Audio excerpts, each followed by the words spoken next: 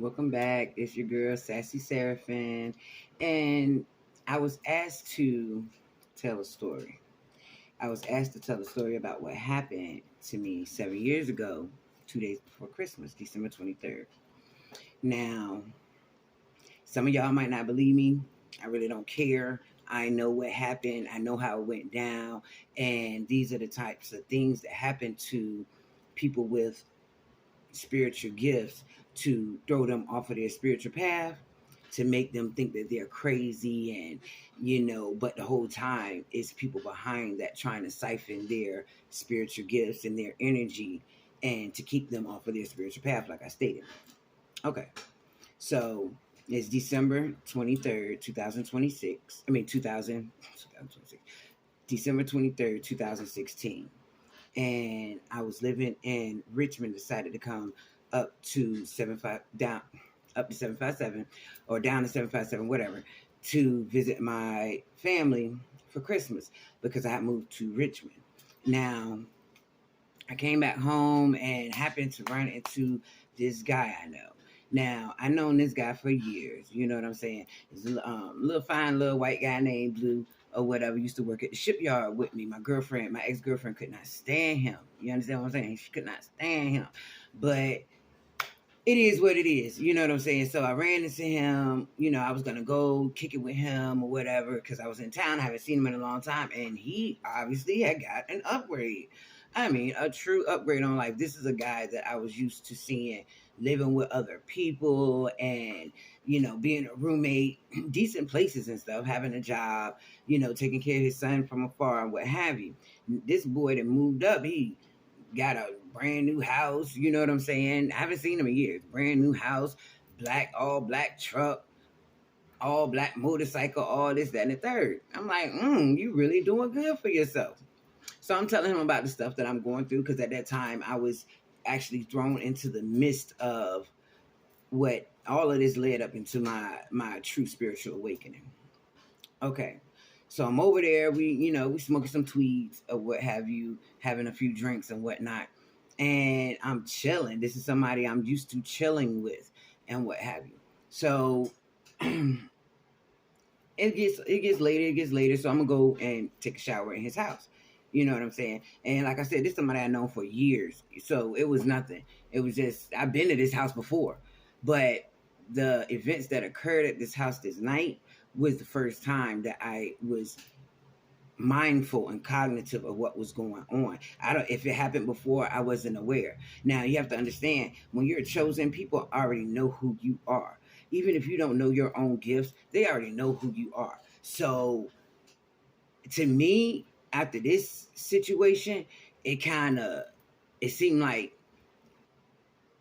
he marked me and everybody knew who I was that dabbles in that type of stuff, and everybody was trying to latch on to me and pull my energy. You know what I'm saying? But it seemed like this was the catalyst that marked me for other evil people to come towards me and try to do harm to me, for real. So I'm at his house, we drinking, we smoking or whatever, and then, I'm gonna go take a shower. So I go upstairs to his room to take a shower. His room, his master bedroom has the shower. Now I'm going to his master bedroom, have a shower. The bathroom light is on because he prepared everything for me before I went upstairs. His bathroom light is on. So I'm walking through the dark to the bathroom and I start feeling stuff touch on me. And I'm like, what? Like, boy, stop playing. Blue, stop playing these games. What are you doing? What? And I'm looking around, but I don't see anything touching me, but I can feel it touching me. All right. So I'm like, what is going on? You know what I'm saying? I'm really freaking out now because I look back because he has a 2-bedroom. I look back and he's laying on the floor in his son's bedroom. So what the fuck was touching me? So I'm freaking out. I'm like, what in the world? You know what I'm saying? So I go in the bathroom. I said, maybe I'm drunk. Maybe I'm drunk. I'm tripping. But I'm talking aloud because I'm that type of person. I talk aloud to myself to, you know what I'm saying, just to process things. I talk aloud. So I'm like, what in the world is going on? What is touching me? What is going on? I get in the shower and I still feel something touching on me and pulling on me. My eyes are open. I'm not seeing anything, but I'm feeling everything. So I start to freak out. You understand? I started to freak out. And then, if I'm not mistaken, I went to lay down in his bed. And to me, I fell asleep. Now, like I said, he was on the floor in his son's room. I could see his body at that time on the floor in his son's room. It looked like he was just laying there. Kind of found out, I know now, he was chanting and, you know what I'm saying, doing some old mystical, magical shit that I wasn't into at the time. So I was freaking out. I did not know. I'm just looking at him laying there. Looked like he's sick. In fact, he told me he was sick, felt like he was going to throw up. And that's why he was laying there in his son's room on the floor. Anyways, after I get out the shower, I go lay down in the bed. I'm laying down in the bed, and then I start feeling stuff touch on me. Again, I'm like, I look up, and it's him, but I'm not freaking out because it's him, but he's laying there. So then I start the process. Y'all gotta understand, keep up with me. When this stuff was happening to me, I was like, no one's going to believe what's going on right now. This only happens in the movies. This is not real. You understand what I'm saying? This don't happen in real life, and not to people like me. All right. So let me get back to it. So, boom.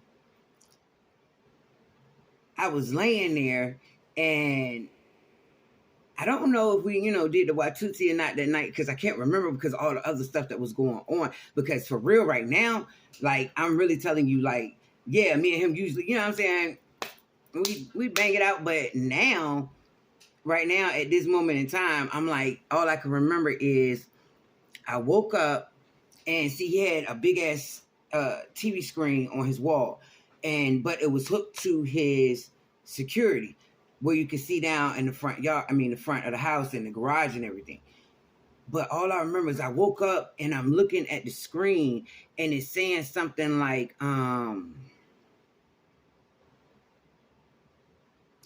do you want to do something? Or it's something like a control on the screen. But instead, in my head, all I was hearing was like, do you want to sell your soul? I'm like, what? I'm like, and I can't move. I'm stuck there. I can't move. I'm like, my eyes can move. I'm thinking hard, but I couldn't move. And it was like something was directing me to keep looking at the camera. I'm looking at the camera. I don't see anything outside or whatever, but I'm keep looking at the camera, but I'm hearing a voice in my head that ain't mine. Now, this is where it get weird. You know what I'm saying? I don't care if you believe me or not, but this is what really happened.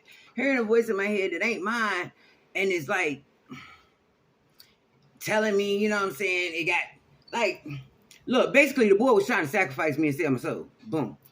The boy was trying to sacrifice me and sell my soul. Okay? I was freaking out. I moved. I finally could get up. I got up out the bed. I went downstairs in his house, and I'm sitting there on the couch, and I'm freaking out, and I'm sitting there rocking. I'm looking around his house. I see all these African statues. I see all these, but all the paintings got the pillars. If you know, you know. It's these pillars. And at first, I used to think the pillars was, the more you get into spirituality, the more you see that some stuff is evil, some stuff is not evil.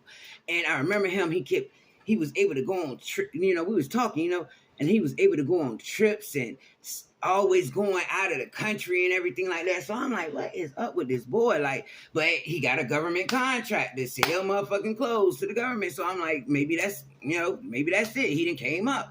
But anyways, the whole time I'm looking around his house, I'm seeing all the African statues. I'm seeing all the little artifacts that he has. I'm seeing all the pictures that have it. All the pictures always had like an entrance or almost like, at one point, I swear to you, at one point it felt like I was in one of the pictures and the two pillars was just waiting for me to walk through. You know what I'm saying? I was like, nah. And I remember it asking me, did I want to sell my soul?